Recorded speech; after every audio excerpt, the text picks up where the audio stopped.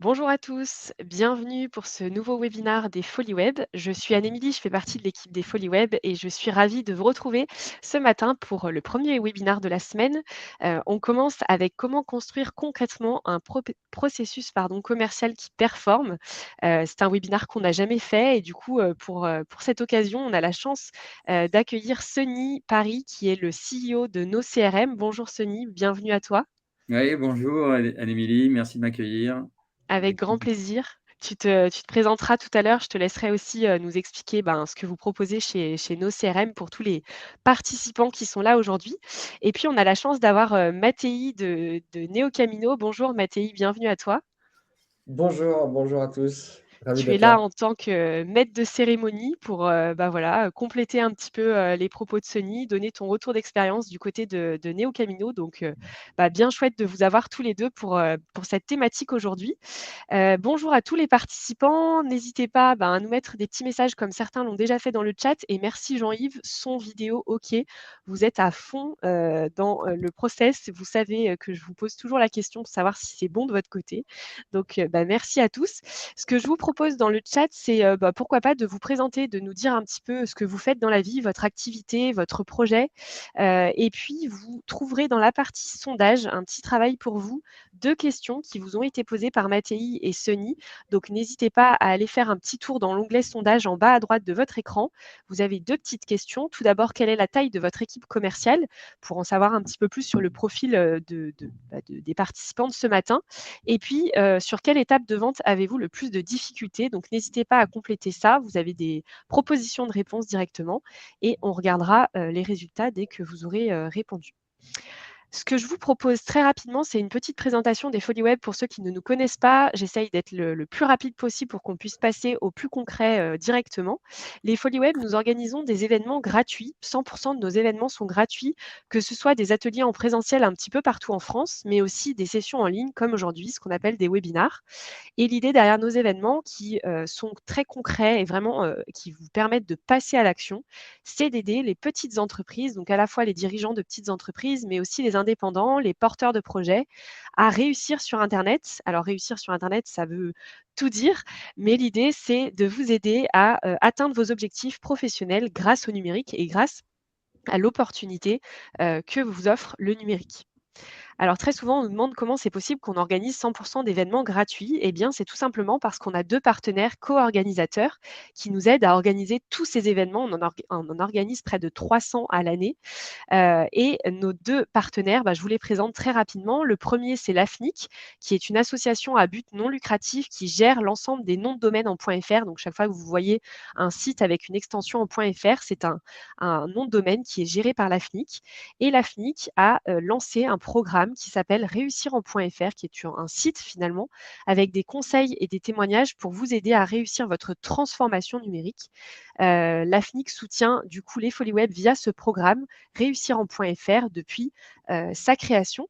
Si jamais vous voulez en savoir un petit peu plus sur nos partenaires, donc celui que je viens de vous présenter, mais aussi le deuxième dont on va parler tout de suite, n'hésitez pas à regarder le petit lien que je vous ai partagé dans le chat. C'est une ressourcerie Folies Web où vous avez toutes les infos et puis les bons plans que vous proposent nos partenaires dans le cadre des Folies Web. Et puis notre deuxième partenaire, cofondateur aussi et fondateur historique des Folies Web, c'est Neocamino. Ce que je vous propose, c'est que je ne vous présente pas Neocamino, mais que Mattei, qui est directeur commercial de Neocamino, puisse directement le faire. Avec plaisir, merci Anne-Émilie pour l'intro. Neo Camino, c'est essentiellement 3 piliers. C'est une mission et 3 piliers. La mission, c'est d'aider dans leur développement les petites et moyennes entreprises pour pouvoir continuer à croître et à passer des étapes de développement grâce au marketing digital, avec du coup 3 piliers qui sont la stratégie, le conseil stratégique. Pas de marketing sans stratégie marketing, ça ne fonctionne pas. Le conseil et la mise à disposition du coup d'outils logiciels et de solutions logicielles qui vous permettent de gagner du temps grâce à l'automatisation notamment, et la délégation de services sous forme d'agence pour faire avec vous ou à votre place dans le cas où c'est ce qui vous conviendrait le mieux dans le contexte dans lequel vous êtes. Voilà pour l'intro. C'est hyper bien résumé, bravo Mathéi pour cette très bonne présentation. N'hésitez pas, Merci. voilà, à regarder le lien vers la ressourcerie Foliweb. Vous avez la possibilité de bénéficier d'un appel de 30 minutes gratuit avec un conseiller néo-camino en toute bienveillance. Donc, voilà, n'hésitez pas si vous avez des doutes, des questions, à prendre rendez-vous. C'est gratuit et sans engagement, donc je vous invite à le faire. Et puis un dernier petit mot pardon, du fait qu'on prendra un temps de questions-réponses à la fin du webinar. Pour cela, je vous invite à lister toutes vos questions dans l'onglet Questions qui est dédié à ça en bas à droite de votre écran. Je vous proposerai une petite enquête de satisfaction en fin de webinaire. Je vous invite vraiment à la compléter, à la fois pour nous donner vos retours, c'est hyper important, mais aussi pourquoi pas pour demander à être contacté par Sony si vous avez des questions et envie de continuer la discussion. Et puis, vous pourrez recevoir le support de la présentation si vous complétez cette petite enquête de satisfaction. Et enfin, on a souvent la question, le replay sera bien disponible dès la fin de l'événement sur le même lien qu'actuellement. Voilà, j'en ai terminé avec cette petite présentation. Sony, je te passe la balle. Je te propose de te présenter et puis de nous en dire un petit peu plus sur nos CRM. Oui, oui, avec plaisir. Donc, rapidement sur le sommet, on va vraiment parler de processus commercial. Pourquoi est-ce qu'on met en place un processus commercial? Comment ça se définit? Quelles sont les étapes importantes? Comment s'assurer qu'on ne perd pas d'opportunités et de leads au cours de ce processus? Évidemment, on va essayer de partager des bonnes pratiques et des informations sur bien faire son closing. Alors, je vais me présenter rapidement. Donc, je suis Sonny Paris, je suis le CEO, cofondateur de NoCRM, NoCRM.io. NoCRM, c'est quoi? C'est un logiciel de prospection commerciale, en ligne évidemment, qu'on a construit sur une base, sur un constat qui est simple, c'est qu'en général, les commerciaux n'aiment pas utiliser les CRM. Alors, les CRM, ça veut dire Customer Relationship Management Tool.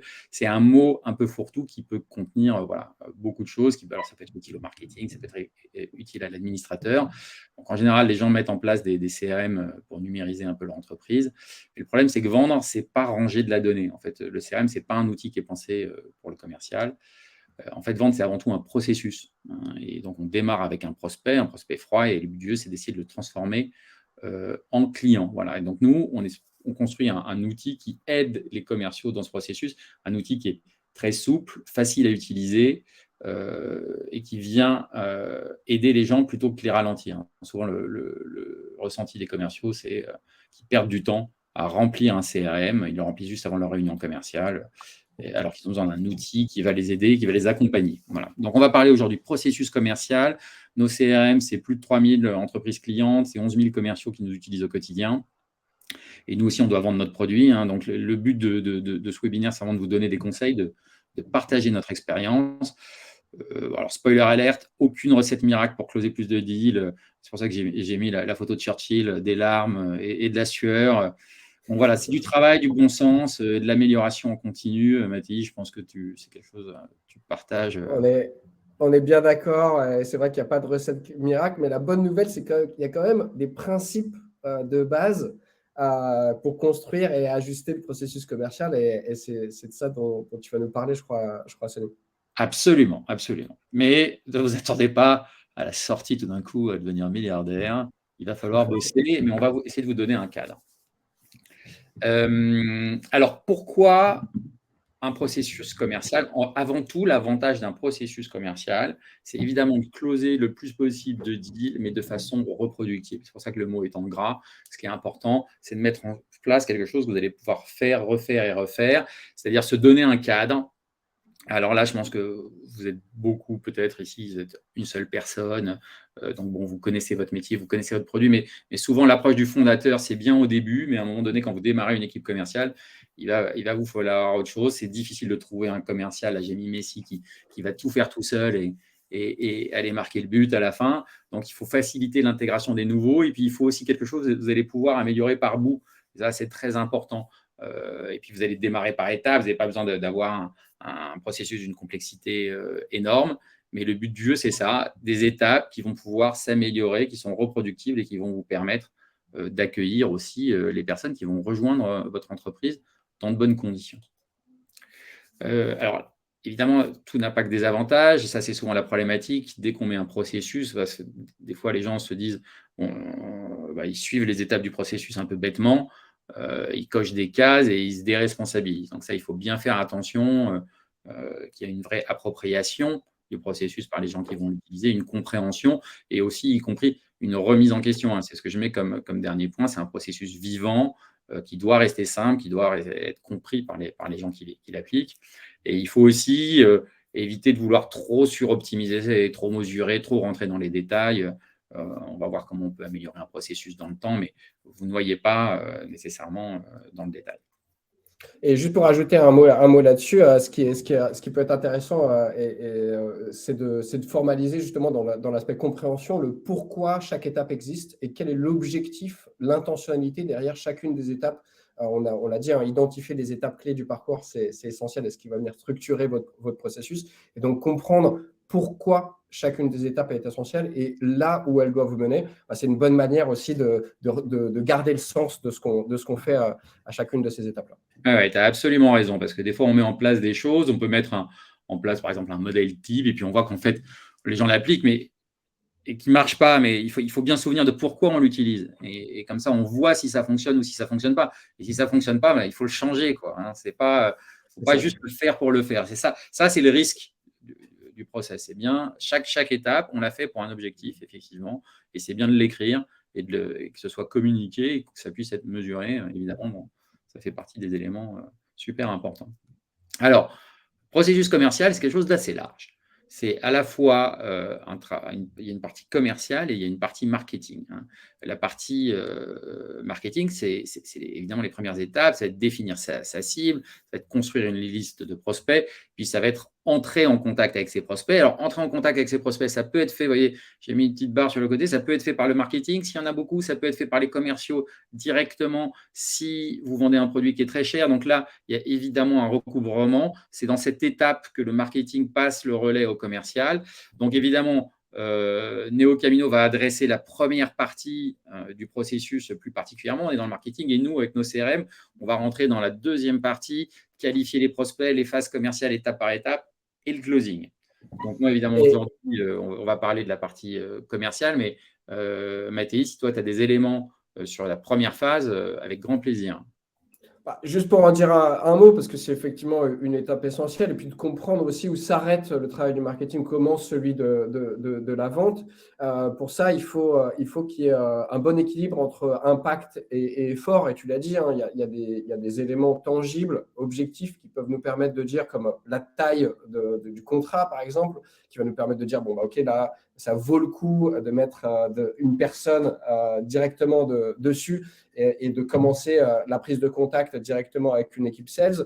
Dans d'autres cas, et avec du coup des volumes plus importants et des paniers moyens, par exemple, moins élevés, on va vouloir mettre en place plus de marketing, d'automatisation pour gagner du temps et passer des étapes plus facilement, du coup, avec moins d'efforts et pour un impact équivalent. Donc, ça nous force aussi en marketing à nous poser très tôt la question de l'objectif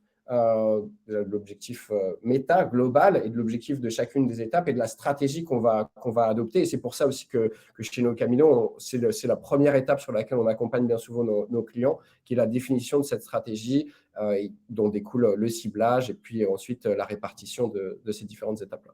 Oui, absolument. Je suis tout à fait d'accord avec toi. Ce qui est vraiment important, c'est notamment le prix de votre prestation, ce que vous vendez, ce qu'on appelle la lifetime value. C'est ça qui va définir les éléments. Et finalement, d'ailleurs, c'est un peu ce que je veux dire avec ce conseil numéro 1, méfiez-vous des conseils, avec une photo de Jean-Pierre Mariel dans l'Entourloupe, qui est un film, je vous recommande de regarder si vous voulez voir processus commercial. Et la question, c'est ça, c'est est-ce que vous vendez de l'abonnement? Est-ce que vous vendez un produit peu cher ou cher? Est-ce qu'il y a de la récurrence? Ou est-ce qu'au contraire, c'est de la vente one-shot? Et évidemment, tout ce qu'on va dire ici, ça doit s'adapter à votre cas précisément.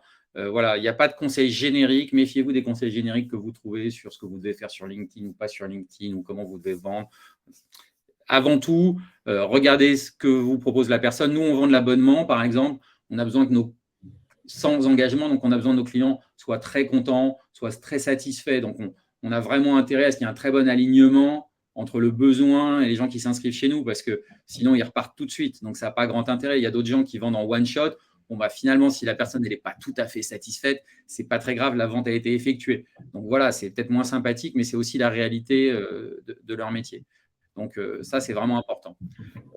Deuxième chose très importante, dans un processus commercial, chaque étape compte. C'est-à-dire que si vous avez une étape où vous perdez 100% de vos leads, tout autour peut être magnifique. À la fin, vous avez 0 client qui sort de votre processus commercial. Donc, il faut vraiment faire attention. Il ne faut pas que vous ayez une étape qui sous-performe énormément. Et juste pour ajouter là-dessus, et je pense que tu vas en parler tout à l'heure, c'est pour ça que c'est essentiel aussi, au-delà de se fixer des objectifs qui sont des choses qui changent d'un mois à l'autre, d'une année sur l'autre, les objectifs évoluent, changent, c'est bien normal, d'avoir aussi des indicateurs de performance sur ces différentes étapes-là pour voir où se situe la déperdition aussi lorsqu'elle arrive et du coup pouvoir être plus intentionnel dans les actions qu'on va mener. Si je sais que j'ai une déperdition par exemple, entre mon ciblage et ma prise de contact, je sais que c'est ma découverte, c'est la manière dont peut-être j'agrège les informations de la personne, dont j'engage avec la personne en question, et versus si j'ai des problèmes sur un indicateur de performance qui est plus proche de la fin de mon cycle de vente, je sais que je vais avoir aussi des actions différentes à mener pour optimiser et retrouver de l'efficacité. Donc, c'est très important aussi d'avoir des indicateurs de performance au-delà des objectifs, justement pour vérifier qu'on n'est pas à zéro sur une étape clé. Oui, tout à fait. Et c'est pour ça, en fait, moi, j'ai tendance, là, c'est ce que je parle en disant ne suroptimisez pas chaque étape et faites une approche en spirale. Alors, ça demande nécessairement de la mesure. Ça veut dire quoi une approche en spirale? Eh ben, ça veut dire on fait l'étape grossièrement A, B, C, on les travaille, puis une fois qu'on est arrivé à un premier processus comme ça qui fonctionne un peu, on repasse sur ces étapes. On reprend la A, la B et C, mais on rentre dans une phase de détail un peu plus importante et ainsi de suite. On ne se rue pas dans le détail trop tout de suite sur la phase A. La phase A, pas besoin d'être parfaite. Et on y va comme ça par approche en spirale. Voilà.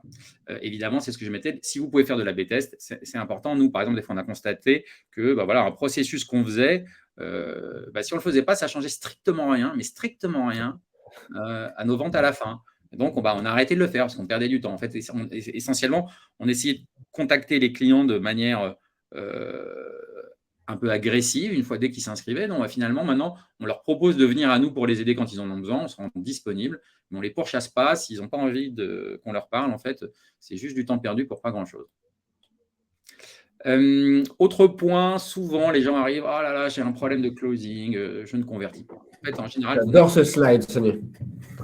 Non, mais c'est vrai parce qu'en général, vous n'avez pas de problème de closing. Et je vais vous raconter une petite anecdote qui m'est arrivée. Si votre taux de closing est mauvais, en fait, c'est que vous avez un problème au tout début. Vous avez eu un problème de qualification au début de la personne à qui vous parliez.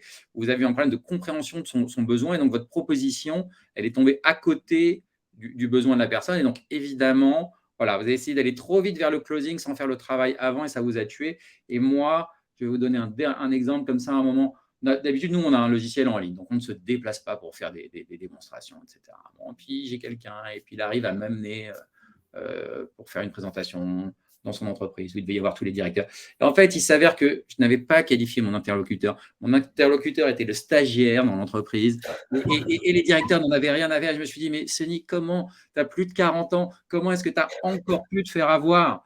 Donc, non, vous ne voulez pas parler au stagiaire de l'entreprise, même s'il est très sympathique, même s'il est très motivé, parce que dans 99% des cas, ça n'amènera strictement rien.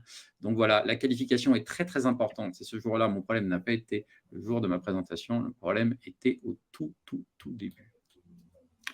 Voilà, ça, c'était les petits conseils. Maintenant, on va rentrer un peu dans le détail du processus commercial avec…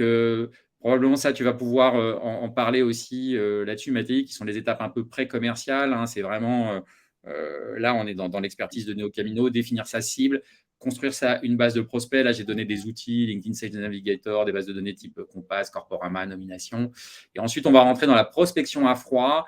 Et là, on rentre déjà dans la zone de contact entre le marketing et le sales, puisque si on fait beaucoup d'automation, on peut passer par de l'email, du LinkedIn. Ou alors, si on a des prospects qui sont, enfin, des fichiers qui sont déjà assez bien qualifiés, qu'on sait que ce qu'on vend, c'est assez cher et qu'on a un potentiel, là, on va passer par de l'appel à froid. Et donc là, il se passe souvent la question de comment enclencher la première conversation, finalement, que ce soit par email, via LinkedIn ou au téléphone.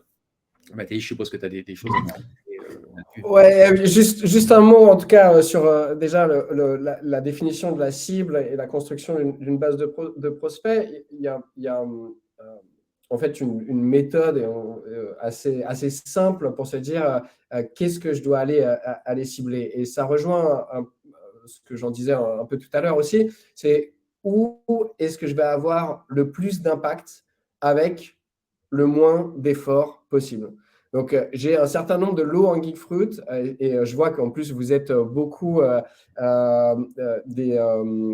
donc, dans le sondage, vous avez beaucoup répondu, vous êtes seul pour une vaste majorité d'entre vous, 84% en tout cas d'entre vous sont seuls et donc vous faites vous-même vos activités commerciales. Et donc là, il y a un vrai choix à faire et donc il faut savoir renoncer aussi à un certain nombre de cibles qui sont trop complexes, qui sont trop énergivores, dont le système de décision, par exemple, va être au-delà de votre capacité à le gérer en étant seul. Et donc, posez-vous vraiment la question de quel est l'endroit où je vais avoir le plus d'impact, avec quelle personne je vais avoir le plus d'impact pour le moins d'efforts possible.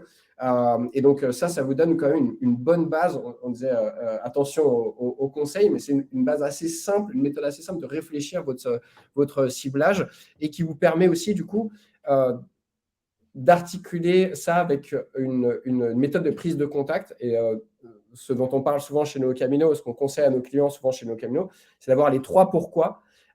Pourquoi est-ce que je contacte cette personne? Pourquoi est-ce que je la contacte maintenant, pas la semaine dernière, pas dans 3 mois?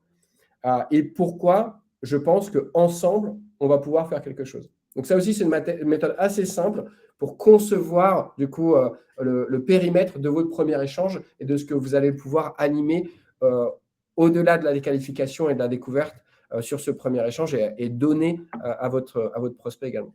Alors, je pense que ça, c'est aussi d'ailleurs quelque chose de très important, ce que tu dis sur qu'est-ce que tu apportes au prospect. Souvent, il y a une image assez négative du commercial qui serait là finalement pour vendre, pour arnaquer, etc. Non, le commercial, il est là pour apporter de la valeur maintenant. Les gens, ils se renseignent et tout le monde doit être heureux. C'est-à-dire que le client, une fois qu'il a votre outil ou votre service, en fait, à la fin, il doit gagner plus d'argent. Donc, vous lui rendez service. Et ça, c'est aussi une limitation que se donnent souvent les commerciaux ou les gens qui débutent, et surtout quand on est tout seul, des fois on a un peu peur d'appeler. Non, n'ayez pas peur, vous n'êtes pas là pour voler les gens, vous êtes là pour les aider. Et ça, c'est super important. Et vous les aidez, vous leur apportez de la valeur et vous les appelez eux précisément parce que vous savez que eux précisément, vu leur activité, vu leur taille d'entreprise, vu leur métier, eh ben, votre solution va leur permettre de performer mieux. Voilà. D'accord. Donc, vous ne mettez pas ce frein, c'est très, très important. Et ça, c'est vraiment important quand on débute, quand on est seul, quand on n'a pas l'âme commerciale, souvent d'ailleurs. C'est un problème qu'on a, on est gêné. C'est des problèmes qu'on retrouve très souvent chez un tas d'entrepreneurs qu'on accompagne. Effectivement, Sonny, tu mets le doigt sur quelque chose de très important, où on a toujours l'impression de déranger, etc. Mais il faut se rappeler que le service, le produit qu'on vend, ça a de la valeur, ça résout un problème, ça répond à un besoin. Et donc, à partir de là, on ne doit pas avoir honte de ça. On ne vend pas de la drogue, on ne vend pas des armes, on ne vend pas quelque chose d'illégal. On vend au contraire quelque chose qui apporte de la valeur aux gens et on le fait de telle manière à ce que pouvoir démontrer cette valeur le plus tôt possible dans l'échange commercial. Ouais. Et c'est vraiment ça l'alpha et l'oméga, en tout cas de la vente aujourd'hui, plus qu'hier.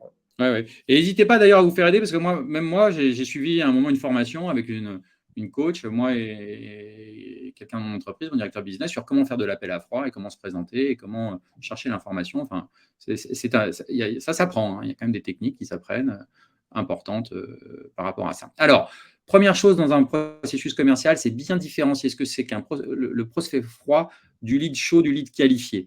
Donc, le prospect froid, pardon, c'est une liste de gens. Vous ne les avez pas encore contactés, vous pensez qu'ils sont dans votre cible et vous allez essayer de les contacter. Alors que le lead qualifié, vous avez déjà eu des échanges, vous savez exactement qu'il y a un besoin. Et là, on va rentrer après avec ce lead qualifié dans dans le vrai processus de suivi. Donc ça, dans nos CRM, l'outil de gestion, c'est très séparé. Donc, vous pouvez avoir des milliers de prospects froids dans lesquels vous allez piocher. Par contre, les leads qualifiés, c'est important de ne pas en avoir trop d'ouverts par personne. Donc, il ne faut pas en avoir à 1000. Non, vous ne suivez pas humainement 1000 personnes. Les leads qualifiés, vous pouvez en avoir entre 1 à 100, voilà, 100, 150 si vous avez vraiment un cycle de vente court et que vous faites du volume. Mais bon, déjà, une 30 leads ouverts, 40 leads ouverts, si le processus est un peu long, c'est déjà bien. C'est le bon élément. La première étape, pour nous, c'est la qualification. Mathéi, toi, je sais que tu introduis aussi la découverte avant la qualification. Alors, peut-être que je te laisse passer même de la découverte et moi, je parlerai de la qualification juste avant. Ouais, on a eu un petit débat avec Sony, pour que vous sachiez, juste avant, dans le cadre de la préparation de ce webinaire. Et c'est vrai que la qualification, en fait, il y a un aspect où on a besoin que la personne, le contact, le prospect avec lequel on échange, et en tout cas partiellement identifier le besoin auquel on va répondre. Parce que là, ça a un côté… on se base sur des données firmographiques. Il faut avoir une compréhension aussi très pointue de son prospect, ce qui n'est pas toujours le cas quand on se lance ou quand on passe encore des étapes et qu'on cherche encore le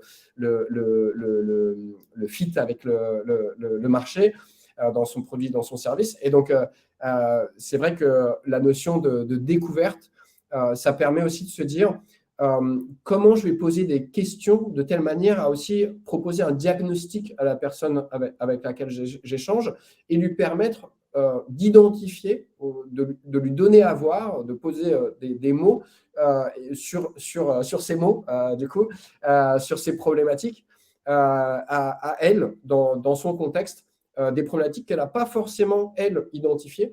Mais grâce, par exemple, à des questions d'encerclement plutôt que des questions directes, ça va être la différence entre poser la question de est-ce que vous êtes heureux en mariage, ça c'est une question directe, et quelle est la dernière fois que vous avez offert des fleurs à votre conjointe, quelle est la dernière fois que vous lui avez fait une surprise, quand est-ce que c'était la dernière fois que vous êtes partis en vacances que tous les deux, voilà, tout ça, ce sont des questions d'encerclement qui vont nous permettre de diagnostiquer, du coup, la question initiale que je posais, c'est-à-dire est-ce que cette personne est heureuse en couple ou non.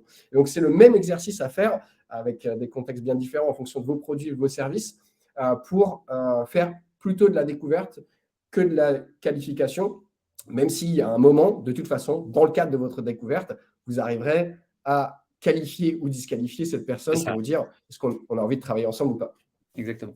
Donc, l'étape de qualification, évidemment, c'est quelque chose qui vient quand il y a un besoin qui est plus identifié. Voilà, quelqu'un qui cherche un outil, par exemple un CRM, est-ce qu'il cherche typiquement une qualification? Vous avez besoin de savoir s'il cherche un CRM pour son équipe commerciale ou pour son équipe marketing. Et ça va, lui, il a un mot, mais derrière, il y a des réalités très différentes. Donc, c'est un peu ce genre de choses. Donc, quel est l'objectif de la qualification? C'est valider les points clés par rapport à votre service, par rapport à votre produit.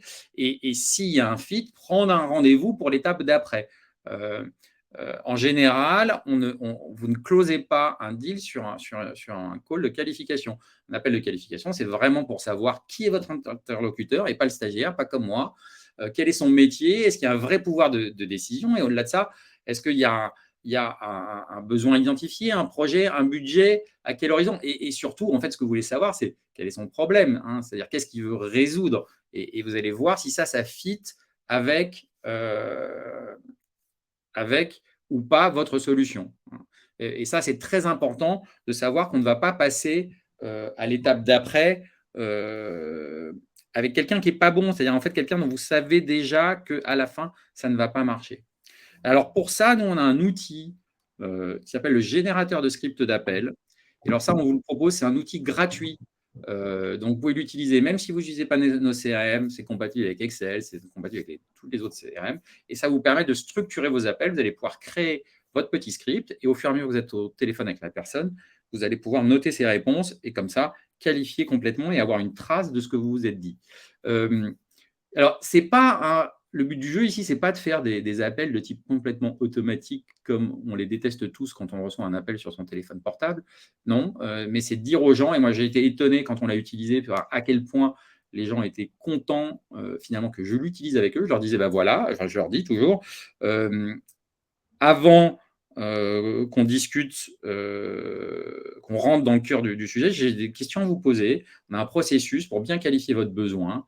Et dans ce processus, on va lui demander des informations sur son métier, sur comment il travaille, qu'est-ce qu'il vend, quelle est son entreprise. Et en fait, les prospects adorent ça. D'abord, ils ont l'impression que c'est sérieux, c'est-à-dire qu'on suit un processus. Ils vont parler d'eux. Et ce qui est très important dans tous ces appels de qualification, c'est de faire parler la personne avec qui on est au téléphone. Ce n'est pas d'essayer de lui vendre. D'abord, vous voulez lui faire parler. Et ensuite, une fois que vous allez avoir des infos, vous allez créer l'envie que lui découvre plus de choses. Il faut lui donner l'envie d'aller plus loin.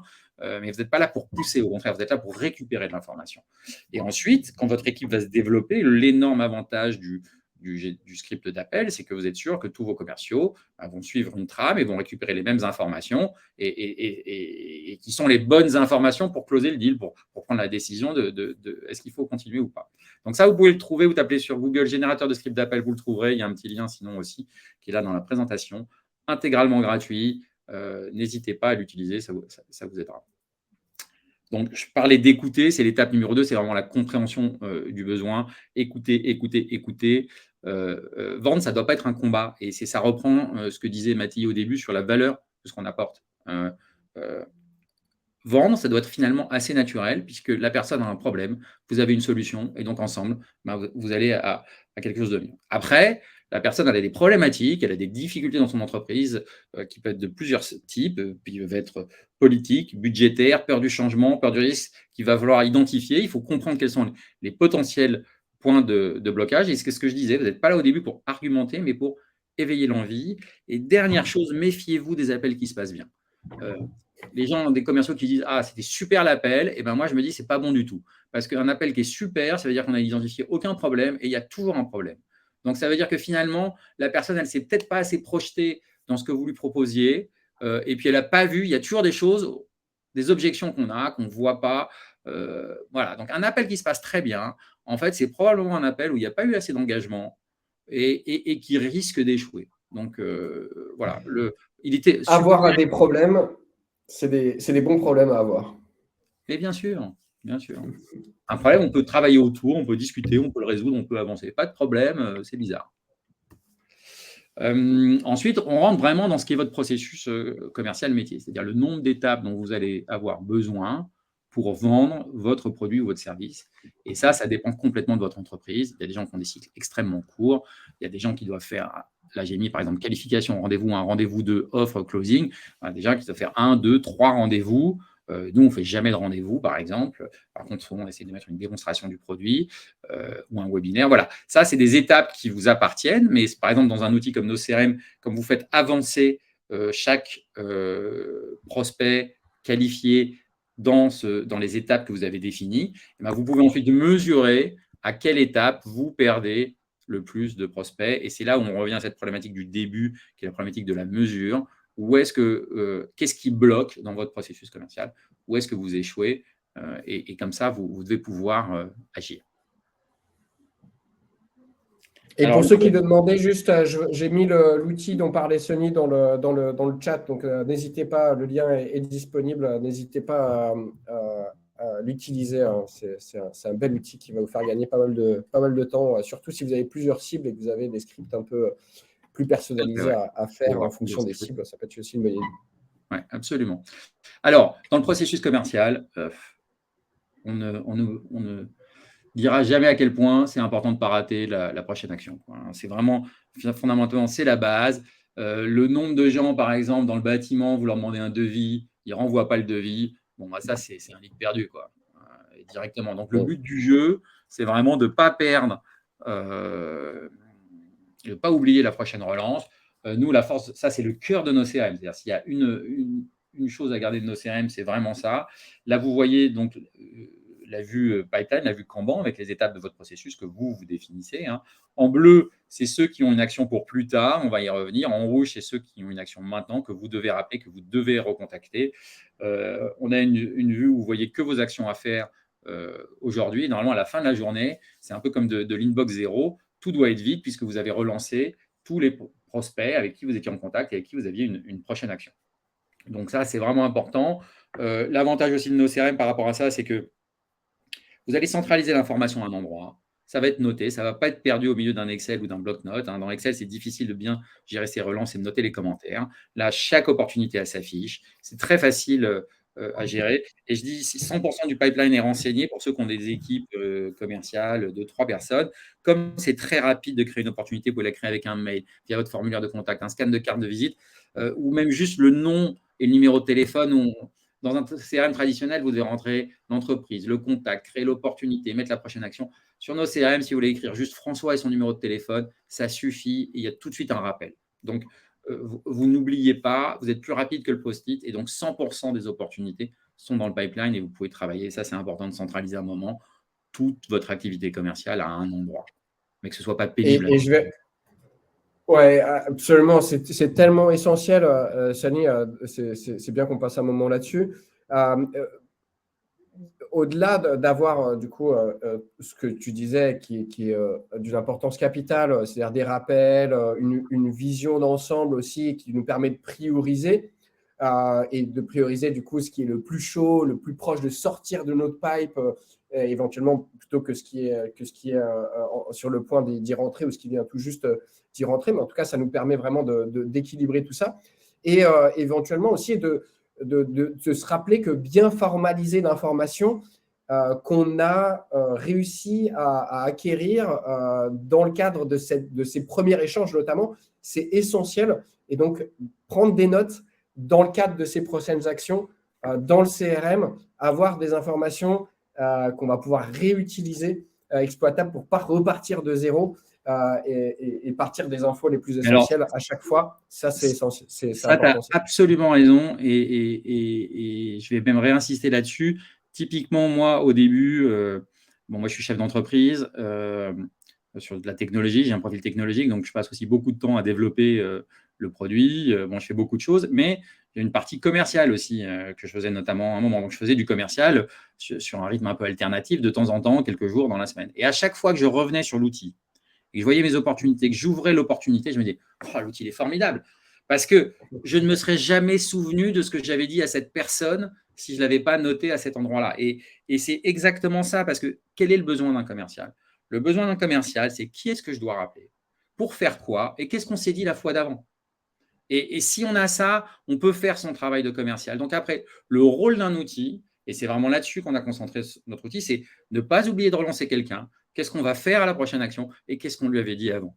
Mais ça, tu as super raison, c'est hyper important. Alors, c'est ce que je disais, toujours une prochaine action. Donc, dans nos CRM, une opportunité, elle est toujours dans un état à faire, donc maintenant, là, il faut la rappeler, ou stand-by, c'est-à-dire en attente, à faire plus tard. Et donc, on va avoir une espèce de boucle de rappel jusqu'à ce que, évidemment, on peut perdre l'opportunité ou l'annuler, mais sinon, on la gagne. Et le but du jeu, c'est vraiment cette boucle to-do stand-by, à faire en attente, jusqu'à ce qu'on gagne une opportunité. Et l'idée, c'est vous ne pouvez pas oublier une opportunité sur le chemin. Et ça vous aide à vous organiser, ça vous aide à structurer vos journées et votre prospection.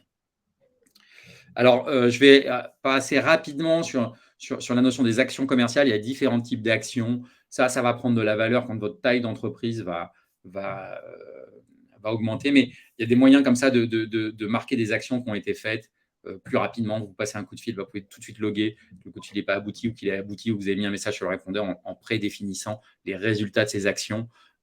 Et donc, comme ça, après, vous pouvez avoir une idée de combien d'actions sont nécessaires pour closer un deal. Et si vous avez des équipes commerciales, vous pouvez aussi suivre comme ça un peu leur activité. Bon, ça a moins d'importance quand on est au début, qu'on est seul dans son entreprise. Ça, c'est plus pour des entreprises qui grossissent. Alors ensuite, en termes de bonnes pratiques, justement, si on part sur ces activités, au bout d'un moment, donc, vous faites votre processus commercial, ça commence à marcher, vous allez recruter du monde et vous allez vouloir donner des objectifs à des commerciaux et vous allez leur dire, il faut que tu me rendes 150 000 € de chiffre d'affaires. Ça, c'est nul. C'est nul, ça n'a aucun intérêt. Bien sûr que vous voulez qu'il rende 150 000 € de chiffre d'affaires, mais la question pour lui, c'est comment atteindre ces 150 000 € de... Et si juste vous lui donnez les clés comme ça et que vous espérez qu'il le fasse, vous allez peut-être avoir beaucoup de chance sur votre premier commercial, peut-être. Vous allez peut-être tomber sur la perle rare. Mais en général, ça ne va pas tellement marcher. Et souvent, pour vos commerciaux, il faut aller sur une étape un peu inversée, c'est-à-dire dire, voilà, pour arriver à closer 150 000, il faut que j'ai tant de leads, tant de devis envoyés, tant de leads qualifiés, donc tant de rendez-vous, donc tant de de prospects dans mon pipeline. Et comme ça, vous allez pouvoir mettre des métriques d'action, de devis à obtenir, de rendez-vous à obtenir ou des choses comme ça.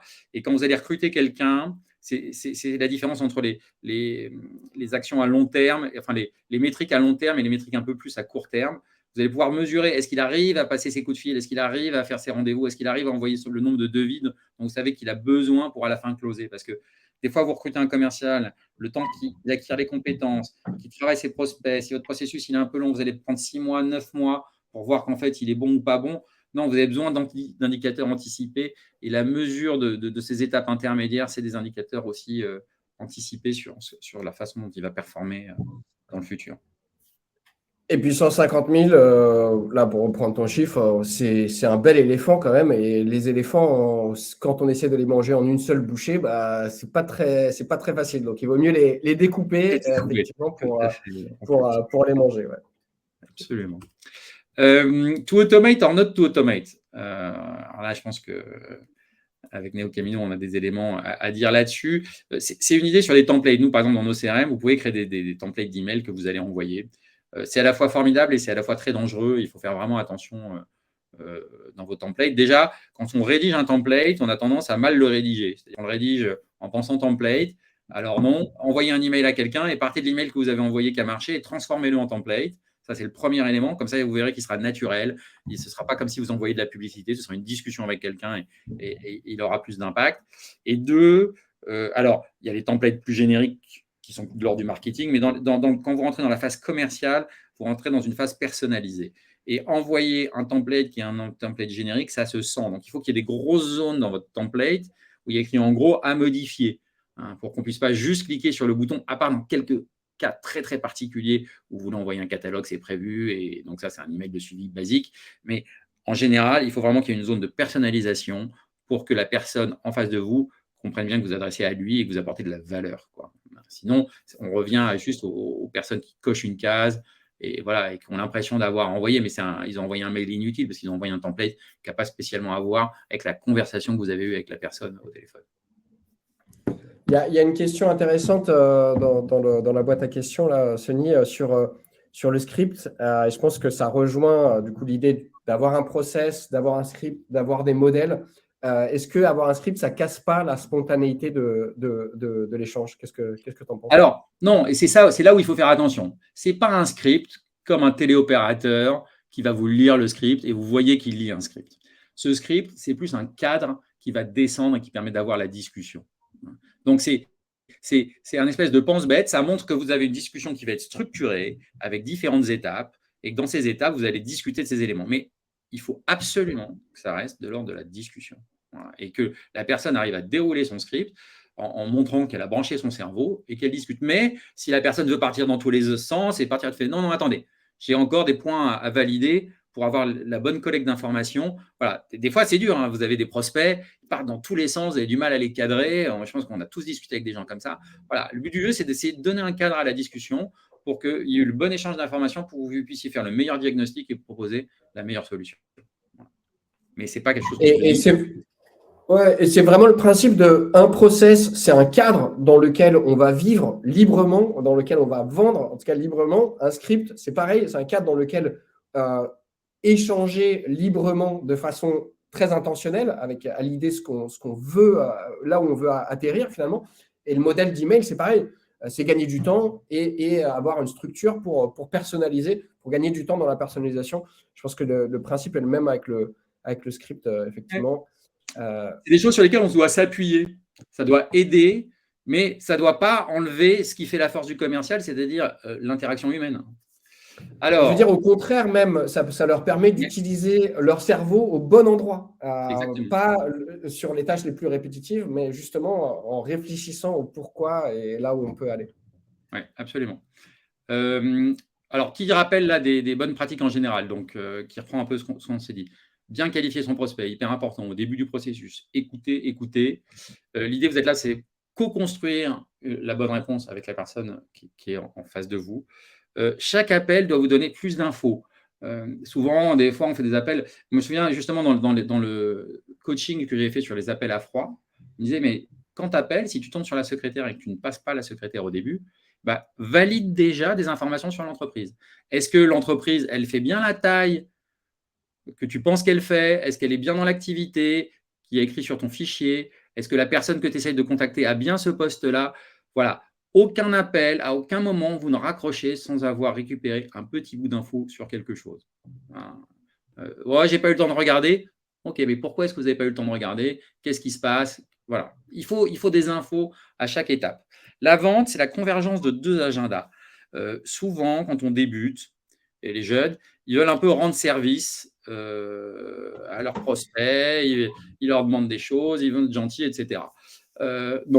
Non, c'est pas le but. On sera gentil avec lui quand il sera client, mais pour l'instant, c'est pas un client. Et donc, lui, il a un besoin, et nous aussi, on a un besoin. Et la vente, elle va se réaliser quand ces deux choses vont converger. Donc, c'est quelque chose auquel on va ensemble. Il veut des choses, on veut des choses, et on ne va rien donner sans rien. Exemple précis, dans mon processus commercial, il y a des gens qui disent est-ce que je pourrais avoir 10 jours de plus d'essai? Pas de problème, mais pourquoi? Pourquoi est-ce que vous avez besoin de ces 10 jours d'essai supplémentaires? Qu'est-ce qui fait que vous n'avez pas eu le temps de comprendre pour l'instant? Qu'est-ce que vous voulez tester comme point? Est-ce que c'est une problématique fonctionnelle? Est-ce que c'est un test avec la concurrence? Qu'est-ce que vous levez? Et une fois que vous avez ces informations, très bien, vous donnez les 10 jours d'essai en plus. Mais vous avez fait progresser votre prospect. Bon, guider la conversation, évidemment. Vous êtes quand même là aussi pour orienter la personne vers la bonne conclusion. Avancez pas à pas, ne pas essayer d'aller trop vite. Autre argument important, ne pas argumenter contre soi-même. Vous avez déjà suffisamment d'ennuis avec votre prospect, votre futur client qui argumente contre vous. Ne vous restreignez pas. Et ça, je le vois, par exemple, vous avez une équipe, ils sont jeunes. Bon, le produit, par exemple, coûte 20 000 euros. 20 000 euros, pour eux, c'est beaucoup. Oui, mais peut-être que 20 000 euros, ça rapporte beaucoup aux clients d'en face. Donc, ce que vous percevez comme un problème, le prix, n'est peut-être absolument pas un problème de l'autre côté. Et moi, je sais que des fois, j'ai eu des clients, ça ne se passait pas bien, des gros clients, ils utilisaient mal le produit, ça ne se mettait pas en place. J'aurais pu descendre le prix pour le renouvellement. Pas du tout, j'ai quand même monté le prix pour le renouvellement. Et je n'ai pas eu peur de le faire, et ça a marché. Parce qu'à un moment donné, on réfléchit, OK, est-ce que c'est important ou pas? Alors là, on est vraiment sur des clients qui ont beaucoup de postes ou des choses comme ça. Parce qu'en général, chez nous, dans nos CRM, c'est de la licence, donc il n'y a pas vraiment de partie commerciale sur le prix de façon spécifique.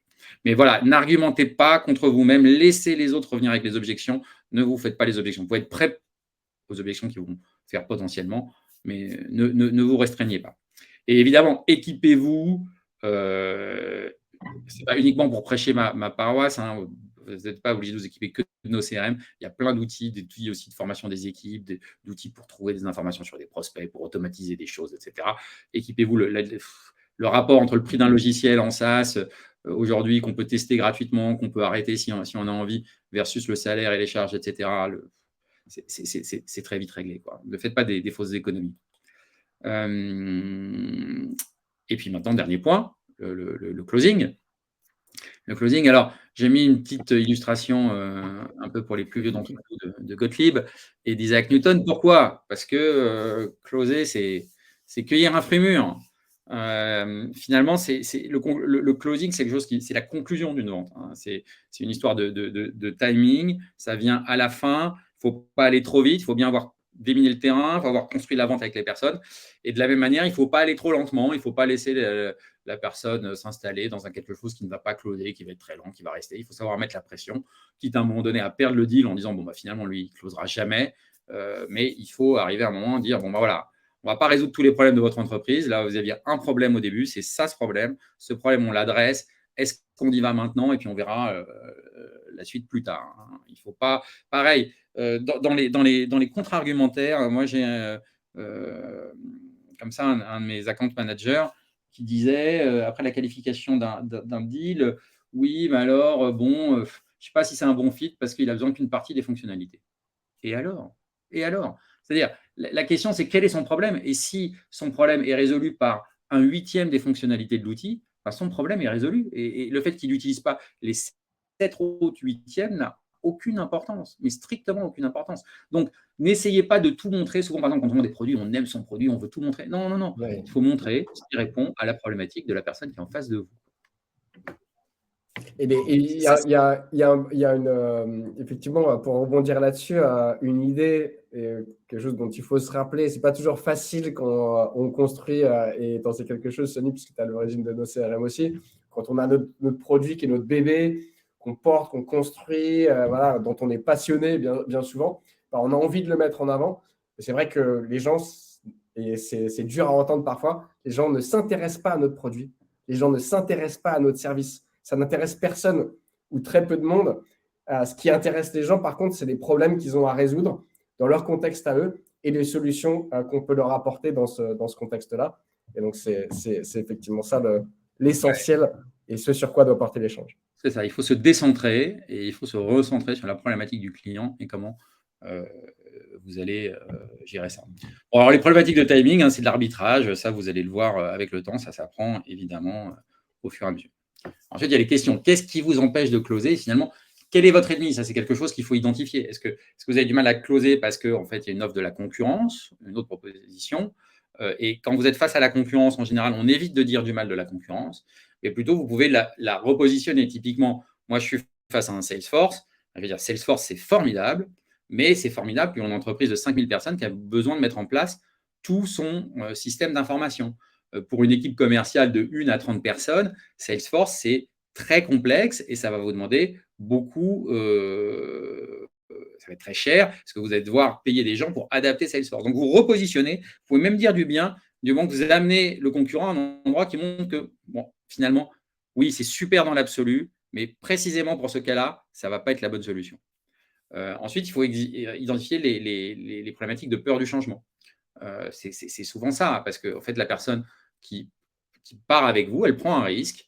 Ce risque, il existe, et donc il faut bien le projeter sur les bénéfices, comment le monde va être meilleur après avoir reçu la prestation ou après avoir utilisé le produit, et minimiser les risques. Des fois, vous pouvez commencer, par exemple, vous pouvez commencer avec nos CRM, et si ça ne se passe pas bien, la réalité, c'est que vous aurez appris des choses sur le chemin, ça ne vous aura pas coûté très cher, et vous saurez mieux analyser ce dont vous avez besoin pour le futur.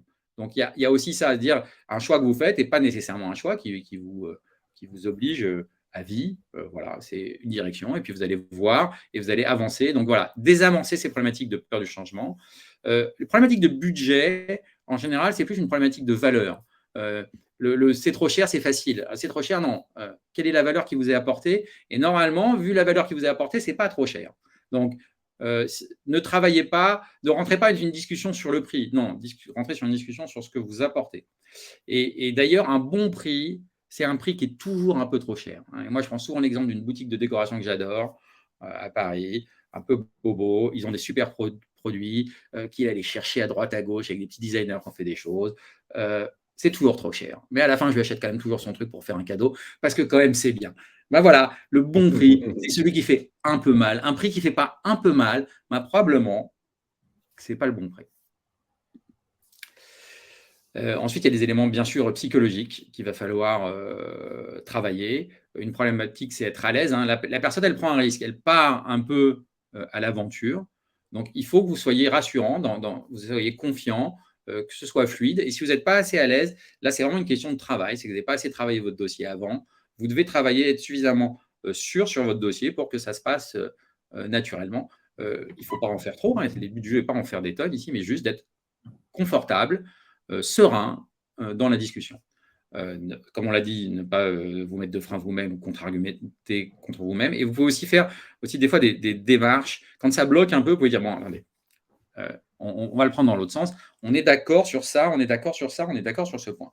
Qu'est-ce qui vous empêche aujourd'hui? Qu'est-ce qu'il faudrait pour que vous signiez avec moi? Et vous demandez comme ça à la personne de faire un peu le closing à votre place. Et il doit vous relever les éléments qui, pour lui, sont bloquants. Et ça peut finalement faciliter.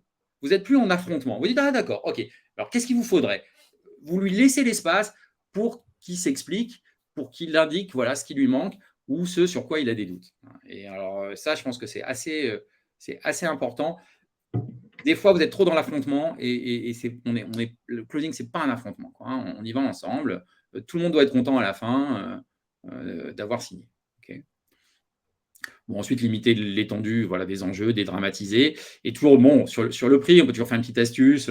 je ne sais pas très bien pourquoi ça marche, mais ça marche souvent quand on est commercial. Bon, bah là, je dois finir mon trimestre, j'ai des objectifs, je peux vous faire 10%, mais il faut signer avant la fin du trimestre, quoi, quand ça bloque. Bon, les gens y croient, tout le monde y croit, voilà, ça marche. Voilà, ça peut débloquer une petite situation où il y a un petit moment. Mais bon, là, il faut être. Si vous êtes le patron, vous ne pouvez pas le faire. C'est plus dur. Mais si vous êtes un commercial, ça fait partie des choses que vous pouvez faire éventuellement un petit peu. Voilà. Merci pour tout. Merci Sony. On a quelques questions dans la boîte aux questions. Si on a encore peut-être 1 ou 2 minutes pour essayer de les traiter, ça peut être intéressant. On a notamment des questions de statistiques un peu moyennes sur de l'emailing à froid ou sur de la prospection LinkedIn. Je pense que ça vaut le coup de le dire, je pense, en préliminaire. Ce qu'on vous proposait avec Sony là, ce n'est pas forcément quelque chose qui s'adosse simplement à un seul canal en prospection. Je pense qu'il y a quelque chose qu'on a traité partiellement, mais sur lequel on ne s'est pas forcément arrêté dans le cadre de la présentation, c'est l'aspect, c'est intéressant et important de varier les canaux de prospection et de faire à la fois de l'emailing, à la fois du LinkedIn et de l'appel. En France et en Europe, on convertit beaucoup plus sur les appels que sur les emails. Donc, ça vaut le coup, dans le cadre de votre prospection à froid, de penser à votre processus de prospection avec cet aspect multicanal-là. Et donc, la question de Pierre Grimaldi, c'était en termes de cold calling ou prise de contact LinkedIn, est-ce que vous avez une stat moyenne de leads qui passeront à client? Évidemment, pas vraiment, Pierre. Non, ça dépend. Ça dépend énormément. Ouais. Ça dépend tellement de votre métier, tellement de ce que vous vendez, tellement des prix, de la qualité de votre fiche et tout ça. Enfin, je veux dire, la question, c'est est-ce que c'est le bon prix pour vous? Est-ce que le taux arrive à quelque chose de cohérent à la fin? Et essayez, quoi. Essayez. D'abord, est-ce que c'est possible que ça marche? C'est-à-dire, regardez combien coûte votre. Par exemple, nous, le produit est assez peu cher. C'est difficile de faire du cold calling. Nous, on ne fait pas de cold calling. On se débrouille pour générer du trafic qui vient sur le site et à partir de là, on travaille. On a un outil qui correspond bien à ce qu'on promet dans notre message en ligne et il est facile à utiliser et à onboarder. Donc voilà, nous, notre approche, on a essayé à un moment de faire du cold calling, ça ne fonctionnait pas.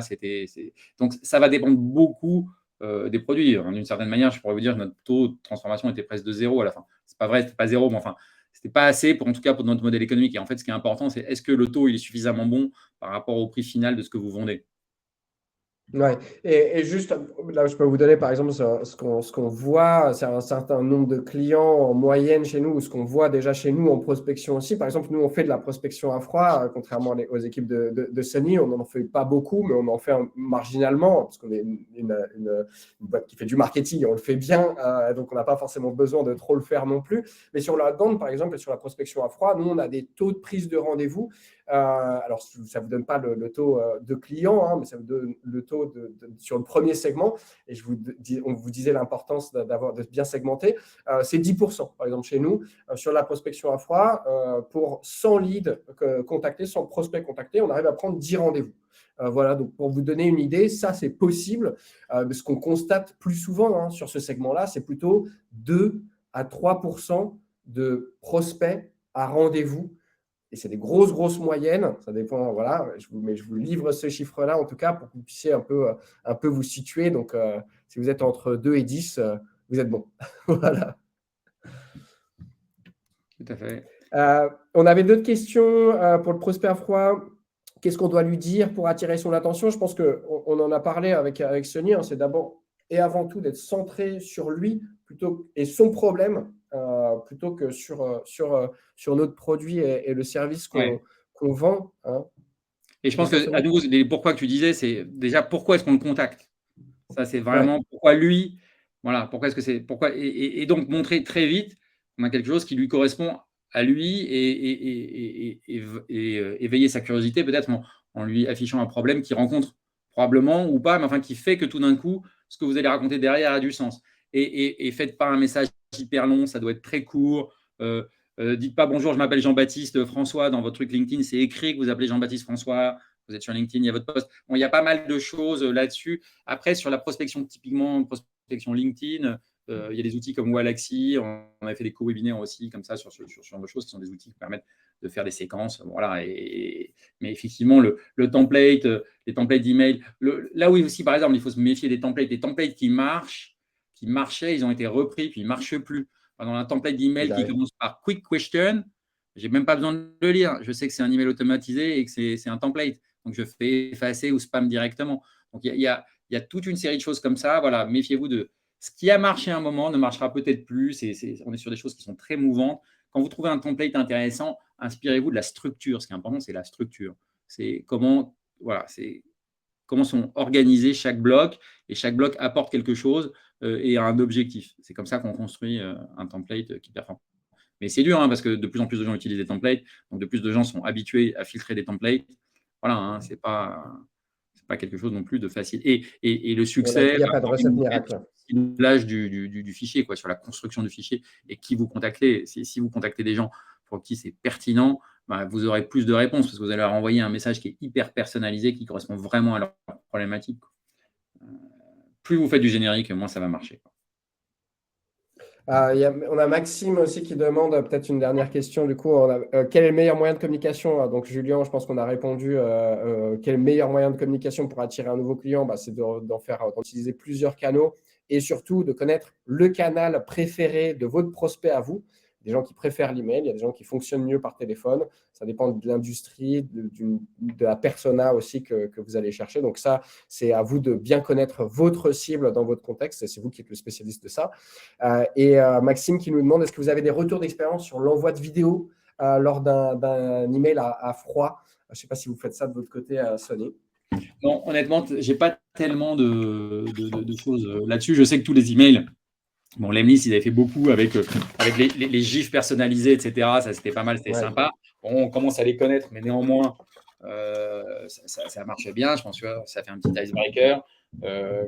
À nouveau, c'est une problématique de personnalisation, c'est-à-dire vidéo pour vidéo, pas nécessairement, mais si vous apportez de la valeur, si ce que vous racontez fait sens, pourquoi pas, Ouais, je pense que c'est toujours la même chose. C'est vraiment, si ce média-là, c'est un média que vos prospects aiment, ne faites pas l'économie de l'utiliser. Si c'est un média qui vous permet de bien partager la bonne info et la bonne personnalisation, le bon niveau de personnalisation avec votre prospect, faites-le. Mais c'est aussi faisable par email. Avec un email bien construit, bien personnalisé, c'est aussi faisable. Et puis, c'est le temps disponible aussi en vidéo, même d'une minute ou deux.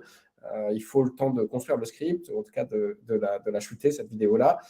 Et donc, ça prend aussi du temps. Donc, mais c'est vrai qu'il y a disons, des bons retours sur le fait que la vidéo soit un média qui fonctionne bien en ce moment. Nous, pour vous dire, on n'en fait pas de la vidéo et on s'est comparé à d'autres personnes qui sont sur notre segment de marché, un peu avec notre typologie de clients, etc., qui font de la vidéo. Il n'y a pas forcément de meilleurs résultats avec la vidéo aujourd'hui. Par contre, ça prend un peu plus de temps. Donc, nous, aujourd'hui, on fait assez peu de vidéos, même si on en fait un petit peu, mais plutôt pas forcément en entrée, pas forcément en prospection, mais peut-être un peu. Alors, nous, par exemple, tu vois, sur la vidéo, on a mis une vidéo. Alors, sur le site en français, c'est une vidéo de moi qui présente pendant 3 minutes la solution. Et alors, ça ne change pas radicalement la vie en termes de chiffres. Peut-être une meilleure conversion à la fin, quand même, légèrement, mais ce n'est pas faramineux. Mais par contre, j'ai des retours. Il y a des gens qui me disent « Elle est super, votre vidéo. On comprend bien le principe, etc. » Donc, l'avantage de la vidéo, c'est aussi que vous faites passer un message plus facilement que la lecture de quelque chose. Donc, et ce qui peut vous permettre d'avoir une traîne, une visibilité, que les gens vous considèrent mieux. Quand ils vont démarrer, par exemple, dans le cas de test d'un produit, ils savent un peu plus encore à quoi s'attendre, etc. Bon, j'ai partagé un lien aussi pour ceux qui veulent démarrer un test de NoCRM. C'est un lien qui vous donne 30 jours de test gratuit au lieu des 15 habituels, sans mettre de moyens de paiement. Merci à tous. Je pense qu'on est arrivé au bout du webinaire.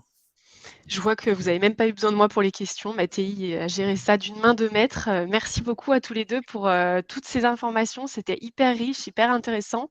Il y a des très bons retours des participants dans le chat. Et puis moi, je vois. à titre Merci perso, beaucoup, Anne-Laure. Merci, j'ai Julien. appris des choses aussi. Ouais, c'est super. Franchement, merci à tous Merci les tout le deux. monde. Je vous ai Merci partagé dans le Sony. chat le lien vers la petite enquête de satisfaction qui vous permet à la fois de nous donner vos retours. C'est hyper important pour Sony, pour Mattei et pour moi aussi de voir un petit peu ce que vous avez pensé de ce webinaire.